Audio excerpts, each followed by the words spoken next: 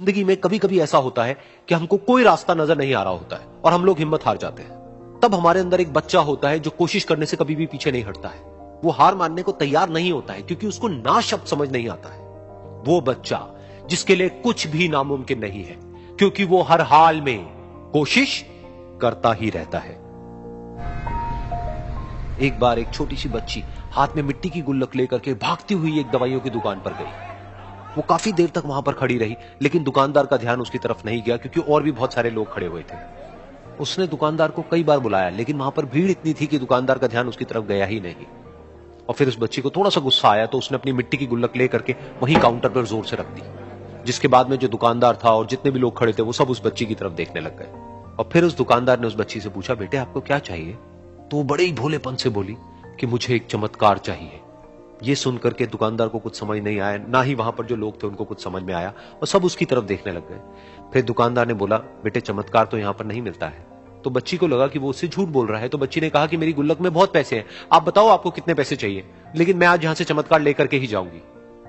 तो वहीं काउंटर पे एक और आदमी खड़ा था, उसने उस बच्ची से पूछा कि बेटे क्यों चाहिए तुमको चमत्कार?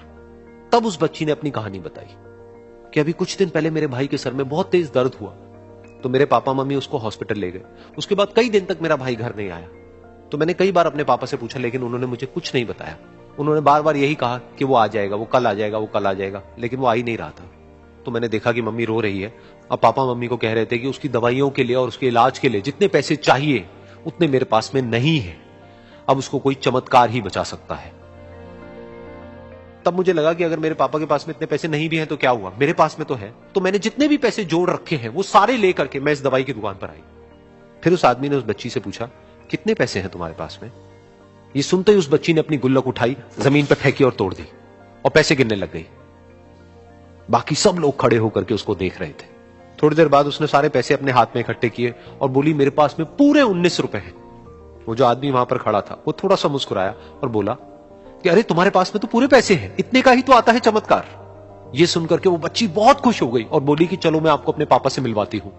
बाद में पता लगा कि वो आदमी कोई आम आदमी नहीं था, बल्कि एक बहुत बड़ा न्यूरोसर्जन था, और उसने सिर्फ 19 रुपए में उसके भाई की सर्जरी करी, और कुछ ही दिन बाद वो ठीक होकर के घर वापस आ गया। फिर कुछ दिन बाद वो बच्ची, उसका भाई, उसके पापा, उसकी मम्मी, चारों एक साथ बैठे हुए थे और बात कर रहे थे। तो उसकी मम्मी ने उसके पापा से पूछा कि अब तो बता दो ये चमत्कार आपने किया कैसे? तो उन्होंने अपनी बेटी की तरफ देखा और बोले, ये चमत्कार मैंने नहीं, इसने किया है।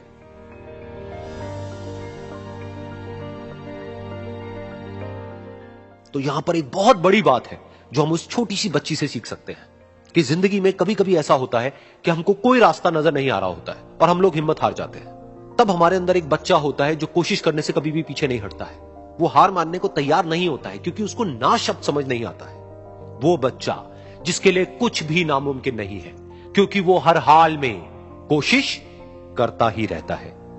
कहते हैं कि खाली हाथ आए थे खाली हाथ जाओगे, गलत बोलते हैं।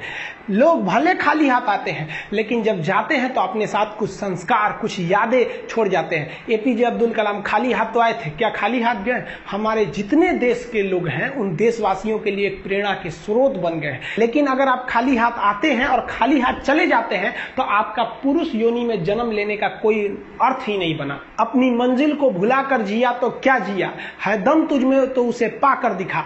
लिख दे खून से अपनी कामयाबी की कहानी और बोल उस किस्मत को कि है दम तो मिटा के दिखा। इसलिए कभी किस्मत को मत कोसिएगा, अपने हौसले से अपनी कहानी लिखिएगा। पसीने की स्याही से जो लिखते हैं अपने हौसले के इरादे, उनके मुकद्दर के पन्ने कभी कोरे नहीं होते। देखिए, शिक्षक और सड़क ऐसी चीज है जो खुद तो अपने जगह पे रहती है और दूसरों को मंजिल तक पहुंचा देती है। सबसे हो जाती है, लेकिन दोबारा गलती नहीं होना चाहिए। जब भी किसी की आलोचना करिए तो उसमें एक छोटी सी प्रशंसा जोड़कर ही उस आलोचना को खत्म कीजिए कि शुरुआत तो डांटने से किए थे, बाद में उसका हौसला बढ़ा के हंसी मजाक में उसे निकाल दीजिए, बीच बीच में उसे फिर एहसास दिलाइए, लेकिन बार बार कमियों को नहीं गिनाना चाहिए। महाभारत देखिएगा, महाभारत में जो कृष्ण भगवान थे वो कौरवों के बीच गए संदेशा लेके, आखिरी संदेशा, वहां पे भी उनकी भाषा देखिएगा। आप महाभारत अगर सीरीज देखिए तो भाषा देखिएगा, दुश्मन से भी इस तरह से बात कर रहे थे जैसे लगता था गुरु जी से बात कर रहे हैं। ये भाषा की मर्यादा। लेकिन आज ये वही श्याम की धरती है, ये वही पुरुषोत्तम राम की धरती है जहां लोग तहजीब भूल गए कि बात करना कैसा चाहिए। ये वही पुरुषोत्तम राम थे जिनके अपने भाई लक्ष्मण जी को जब शिक्षा लेनी थी ना, तो रावण के पैताने बैठे थे कि ये शिक्षा लेना है तो उसके पास झुकना पड़ेगा यहाँ पर। लेकिन आज हम लोग भूल गए हैं कि हमें बात कर, बात में तो इतना आजकल वो तहजीब ही नहीं रह गया है कि इतना रफ बोल दो कि दुश्मन, किसी से पूछो, एक लड़का पूछा तुम्हारा क्या हाल है, तो कर है खराब है, ठीक कर दोगे जब हाल है भाई। आप सबकी जिंदगी में कुछ कठिनाइयां आएंगी, ठोकरें लगेंगे, लेकिन ठोकर खा के संभलना भी जरूरी है। ठोकरें खाकर भी ना संभला तो ये मुसाफिर का नसीब, राह के पत्थर तो अपना फर्ज अदा कर चुके हैं। और कभी भी मुश्किलों से घबराइएगा नहीं। कोको कोला कंपनी जब स्थापना हुई थी तो एक साल में केवल इसके 25 बोतल बिके थे।